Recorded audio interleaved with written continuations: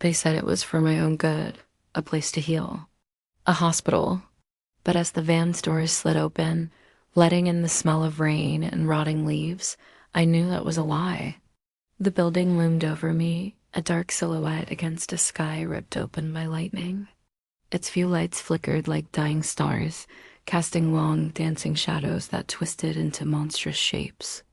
Rain plastered my hair to my face, each drop as cold as the fear coiling in my stomach. The guards' hands were rough as they pushed me forward, their faces hidden in the gloom. I was just a girl, trembling and soaked, being herded into a cage disguised with whitewashed walls and the false promise of help. The heavy oak door groaned open, revealing a hallway that stretched into darkness.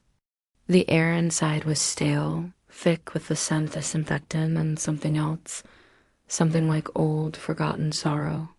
The door slammed shut behind me, the sound echoing like a final verdict. The click of the lock was deafening in the sudden silence, broken only by the distant roll of thunder and the steady drip, drip of water somewhere in the shadows. My heart hammered against my ribs, a frantic drumbeat in the oppressive quiet. This wasn't a hospital. It was a tomb, and they had just buried me alive. They thought they could break me, but even in that moment, a tiny spark of defiance ignited within me. They didn't know who they were dealing with. They would find out. If you're captivated by this story and want to see what happens next, make sure to subscribe and hit that notification bell. You won't want to miss the next chapter. Thanks for watching, and I'll see you in the darkness. They said this place was for healing, a quiet retreat to mend what was broken, but the whispers told a different story. In the dim light of the ward, where shadows danced and clung to the corners, the whispers were the only thing that felt real. They were a constant, humming beneath the buzz of the tired fluorescent lights.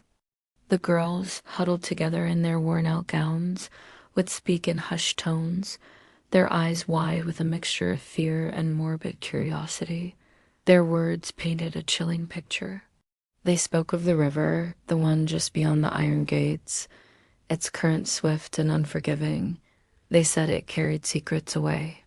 But mostly, they spoke of Linda with her bright, defiant eyes and a laugh that used to cut through the heavy silence. Now, her bed was empty, the sheets stark and cold. No one had seen her in weeks. The nurses would offer tight-lipped smiles when we asked, their pens scratching endlessly in their notebooks. Linda was transferred, they'd say, their eyes never quite meeting ours. But we knew Linda wouldn't just leave. One nurse, in particular, watched us. Her gaze was as cold and sterile as the tiled floors. She never blinked, just watched and wrote, always writing. What was she documenting? Our fears? Our desperate theories? Was she charting the slow erosion of our hope? I'd look at my own hands, trembling as I tried to hold a book, its pages filled with stories of worlds far from this one. The mirrors on the walls were cracked, showing us fragmented versions of ourselves, distorted and broken. Every creak of the floorboards, every distant siren made us jump. We were told we were here to get better, but it felt like we were waiting for our own name to become a whisper, waiting for our bed to be the next one to turn cold. The official story was one of recovery, of peaceful rest. But in the whispering ward, we knew the truth was something far more sinister, something that flowed silently, just like the river nearby. The question wasn't asterisk if asterisk someone else would vanish. It was asterisk who asterisk. Thanks for joining me on this journey. If you're intrigued by this mystery, be sure to hit that like button and subscribe so you don't miss what happens next. Stay curious. That night, the river called to them. It was a dare whispered on the wind, a challenge to the rules that kept them locked away after dark. I remember the feel of the splintered wood of the window frame as we slipped out, one by one, into the cool embrace of the midnight air. The world was asleep, or so we thought, but the moon was wide awake, a silent witness in the inky sky, spilling its silvery light onto the path ahead. We moved like shadows, our bare feet padding softly on the damp earth, the scent of night-blooming jasmine heavy around us. Laughter bubbled up, quiet and nervous, as we pushed through the final line of trees and saw it. The river? It wasn't the familiar sun-drenched waterway of our daytime swims. At night, it was a different creature altogether. A ribbon of polished obsidian, it lay perfectly still, holding the reflection of the moon and stars in its silent depths. A thick, rolling fog clung to the surface, swirling in slow, ghostly patterns as if the water itself was breathing. "It's beautiful," someone whispered, the sound swallowed by the profound quiet. The only other sounds were the frantic thumping of our own hearts and the gentle lapping as we reached the water's edge. The pull was irresistible. We sat on the mossy bank, giggling as we dipped our toes into the surprisingly cold water. The initial shock gave way to a thrilling chill that crept up our legs. It felt electric, alive. The ripples we created spread outward in perfect, slow circles, distorting the moon's reflection before the surface smoothed over again, as if nothing had ever disturbed it. We felt so brave, so free in that moment, completely oblivious. We were just girls breaking a small rule, sharing a secret adventure. We couldn't have known that we weren't alone. We couldn't have known that beneath that placid, moonlit surface, something else was stirring, drawn to the soft, cold splashes of our presence. The river was indeed alive, and it had been waiting. Thanks for watching our story unfold. If you're captivated by the mystery, don't forget to like this video and subscribe to our channel so you don't miss what happens next. We'd love to have you with us for the rest of the journey. The pool was our sanctuary, the place where the summer heat couldn't touch us. We'd been coming here since we were kids, a ritual of laughter, splashes, and whispered secrets under the sun. That day started no differently.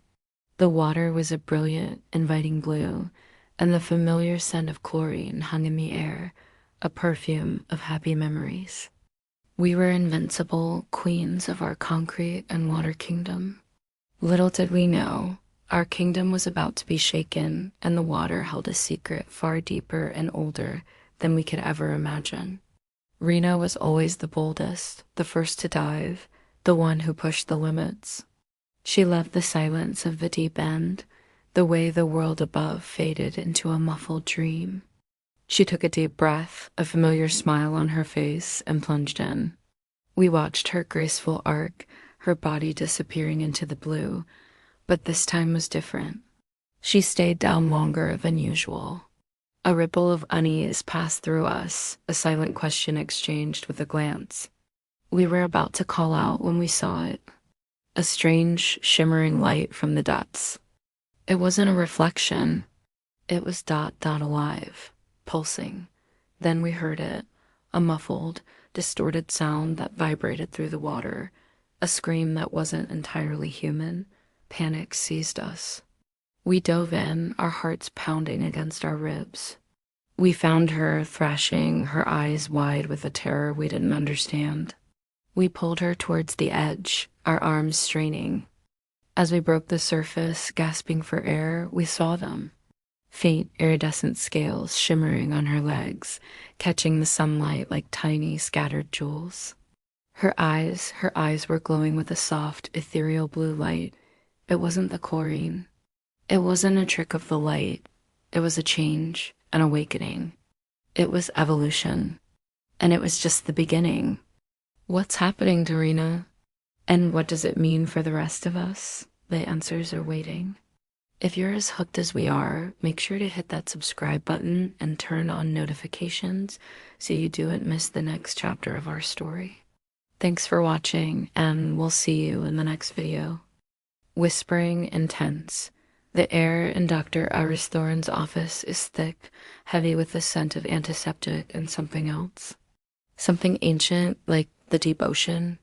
The walls aren't lined with degrees, but with shelves holding jars.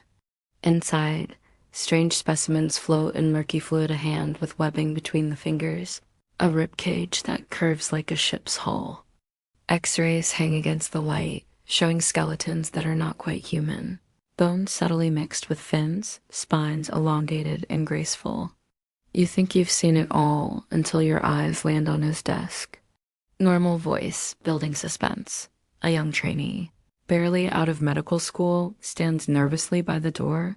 Dr. Thorne doesn't look up from his notes. He just gestures towards the X-ray of a young woman's pelvis, where the bones seem to be fusing, reshaping. He leans in and whispers, his voice a low rumble that sends a shiver down your spine. Patience, my dear intern. Observe. She's almost complete. The trainee's eyes widen, a silent question hanging in the air. Complete? What does he mean, complete? Close-up perspective, voice drops to a conspiratorial tone. My gaze falls upon a leather-bound journal left open on his desk. The heading is meticulously calligraphed. Project Mermaid, Subject 34. Below it, pages are filled with sketches, chemical formulas, and daily observations.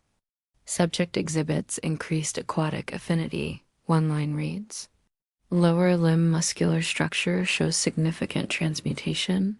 My blood runs cold. I remember the missing persons reports, the string of young women who vanished near the coastline, all seeking Thorne's experimental therapy for a rare joint condition. It hits me like a rogue wave, this therapy. It wasn't meant to heal them. It was meant to change them. Voice becomes urgent, revealing the core mystery. Every tick of the grandfather clock in the corner sounds like a countdown. Every slow, measured breath from the adjoining room feels like a final gasp of air before plunging into the abyss. Dr. Thorne looks up, a chillingly calm smile on his face. Each one a step closer to perfection, he murmurs, more to himself than to anyone else. He wasn't just a doctor. He was a sculptor, and his clay was living human beings. Subject 34 was his masterpiece, and her transformation was nearly finished. The question is, who was Subject 34, and could anyone stop him before she took her first breath underwater? What do you think happens next? Let me know in the comments, and don't forget to like and subscribe for more stories that lurk in the shadows. That single shot was all it took to silence his ravings, to end the madness that had consumed him. But a single bullet can't erase a curse. It can't unmake the nightmare he had unleashed upon us. The facility wailed, its alarms screaming a mechanical chorus of our doom as the corridors began to drown. Red lights pulsed, painting the rising water in a horrifying crimson. It felt like we were running through the veins of a dying beast. Each splash of water was a cold reminder of our desperation. The echoes of that gunshot still rang in our ears, a constant drumbeat against the siren's shriek. But there was no time for fear to take hold, no time for grief. We had to move. We had to escape. The doctor's voice, now just a disembodied yell from somewhere behind us, was lost in the chaos. His orders were meaningless now. We were on our own. I saw her then, struggling, pushing a wheelchair through the deepening water, her face a mask of tear-streaked terror and fierce determination. The person in that chair, her friend, her sister, maybe, they were her world, and she would not leave them behind. In that moment, I understood. This wasn't just about escaping a flooded lab. It was about escaping the fate he had designed for us, about reclaiming a future that was almost stolen. The water rose higher, cold and relentless, but her resolve burned hotter. We had to keep going, for her, for all of us. This curse wouldn't be our end. This would be our beginning. Thank you so much for watching. If this story grabbed you, please hit that like button and subscribe for more. It means the world to us. See you in the next one. The journey was a blur of shadows and whispers, a frantic escape from a place we couldn't name. We ran until the air, thick with the scent of pine and damp earth, began to thin, replaced by the sharp, clean tang of salt. Then we saw it. The horizon, a bleeding line of crimson and gold, spilling its light onto the endless shifting gray of the ocean. Dawn, we had made it. We stood on the damp sand, chests heaving, the roar of the waves a deafening symphony in our ears. For a moment, there was just the sheer relief of it, the feeling of cold water seeping into our worn-out shoes. We were free. But freedom, we were learning, has its own price. Alara stumbled first, her breath catching in a ragged gasp before she crumpled to her knees. A terrible, wet cough racked her body, and she spat out a mouthful of salt water onto the sand. Salt water? We were miles from the coast just hours ago. How? Fear, cold and sharp, pierced through my exhaustion. I knelt beside her, my hands hovering uselessly over her back. The others gathered around, their faces pale masks of confusion and dread in the growing light. None of it made sense. My eyes scanned the waves, searching for an answer for anything. That's when I saw it. Just for a second, a flicker of impossible light beneath the churning surface. An arc of emerald and silver, like scales catching the sun's first rays, followed by the powerful fluke of a tail slicing through the water. It was gone as quickly as it appeared, a phantom image against the vastness of the sea. But I knew what I saw. Far out, a silhouette watched us, a figure half hidden by the swells, her form dark against the brilliant sunrise. Some prisons have walls we can see, walls we can climb. Others, I was beginning to realize, have tides. They pull you back, whether you want to return or not. And we had just answered the ocean's call. Thank you for watching. If this story has captured your imagination, don't forget to like, subscribe, and hit the notification bell so you don't miss what happens next. See you in the next chapter. They called her a monster, a creature of the deep, something unnatural. Facility 34, that's what they named the place where they kept her, studied her, tried to understand the impossible. They saw only the anomaly, the thing that defied their science, but I saw her.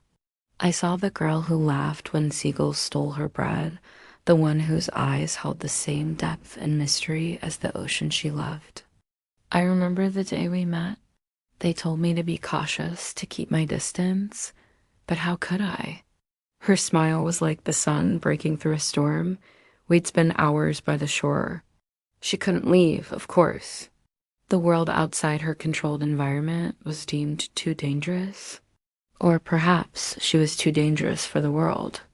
She would tell me stories of the world beneath the waves, a place of silent beauty and crushing pressure, a home she could only dream of. I'd bring her books, music, pieces of my world. She'd show me how to find constellations in the patterns of the waves and how to hear songs in the rush of the tide. They saw her as a specimen locked away. I saw her as the freest person I'd ever known. Her spirit was as vast and untamable as the sea itself. They said she was dangerous, but the only danger was in loving her because I knew I couldn't keep her. Her body belonged to the land, but her soul belonged to the water. In the end, the pull was too strong. They said she was gone, but I know better. They called her a monster because they feared what they couldn't control. But she was the only one who learned to breathe underwater. And even now, when the tide comes in and the wind whispers through the reeds, I feel her. I'll always feel you. Thank you for listening to our story. If it moved you, please consider subscribing for more tales from the edge of reality.